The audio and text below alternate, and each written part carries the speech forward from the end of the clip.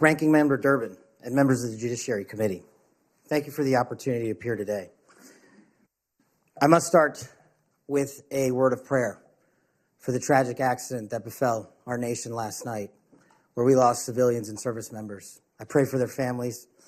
I pray for law enforcement and military personnel, and I pray for their souls, and hopefully God will find them peace in the near future.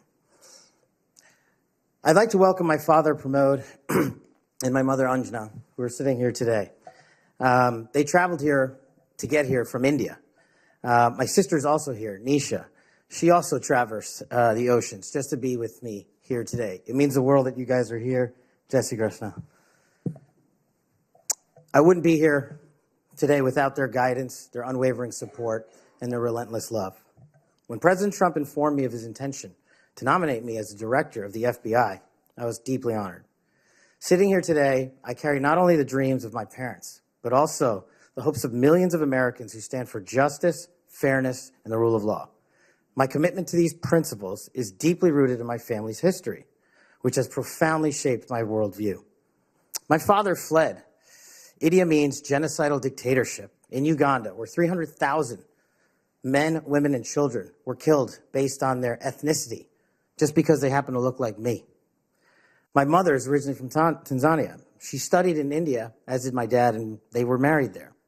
They would later emigrate to New York, as the senator pointed out, where I was born, and we were raised in a household of my father's 7 siblings, their spouses, and at least half a dozen children.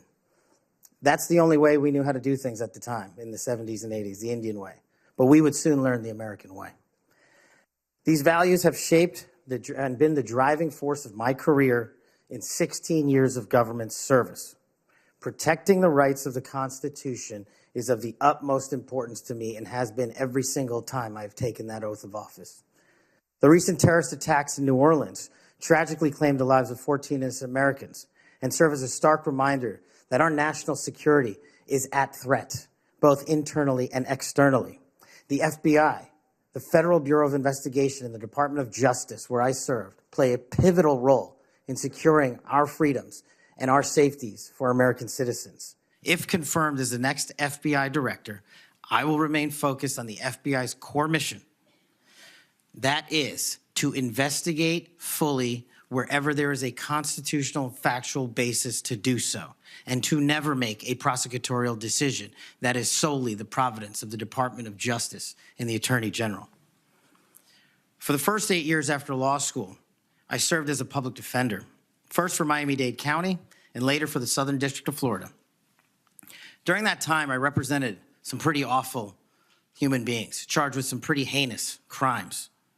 But what I learned there was the core value that has been enshrined in me since, that due process must be provided without bias to all Americans. And if we cannot provide due process to the worst, then there can be no due process for anyone, and our constitutional republic fails. But I battled on that hill for that due process. I would later serve in the Obama Justice Department as a terrorism prosecutor in the National Security Division, where we successfully contributed to the prosecutions of terrorist organizations like Al-Qaeda, Al-Shabaab, and others. I was honored to receive the 2017 Assistant Attorney General's Award from Loretta Lynch for my work in helping the Ugandans bring members of Al-Shabaab to justice for murdering 74 innocent people, including an American. I would also receive the Human Intelligence Award from the intelligence community for related work on that mission.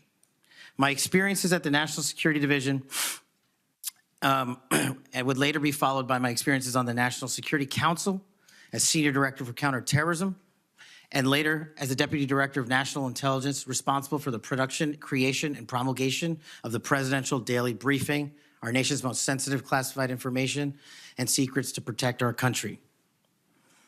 My time in the White House was preceded by my time right here in Congress as a staffer on the House Intelligence Committee, where I spearheaded the investigation that exposed serious FISA, Foreign Intelligence Surveillance Act, abuses by members of the Department of Justice and the Federal Bureau of Investigation. That misconduct eroded the public trust in our FBI. The erosion of trust, as Chairman Grassley pointed out, is all too low today. 40% of Americans have trust in the FBI. In order to get it back, there's a twofold track, Senator.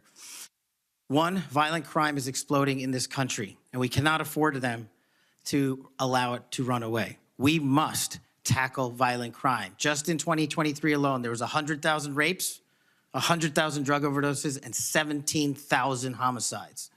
The priority of the FBI, if I'm confirmed, will be to ensure that our communities are protected and safeguarded and our children have parks to play in and not needles to walk over. The way we do this, we let good cops be cops. We let law enforcement and we provide them with the tools necessary and resources they need to get after violent crime. The second way we do this on equal track is aggressive constitutional oversight from Congress. The public trust can only be restored if there is full transparency, and I am committed to that full transparency. Members of Congress have unfortunately submitted hundreds of questions that have been unanswered by the FBI in recent times. That will not occur if I am confirmed. All appropriate requests for information will be responded to expeditiously and fully. I'm committed to working alongside the dedicated men and women of the FBI. They are warriors of justice, and I will always have their backs because they have the backs of the American people. I look forward to answering your questions, and I want to take a moment to thank my family, my friends, people who traveled here, and my entire team that has made this day possible. God bless America, and I look forward to your questions.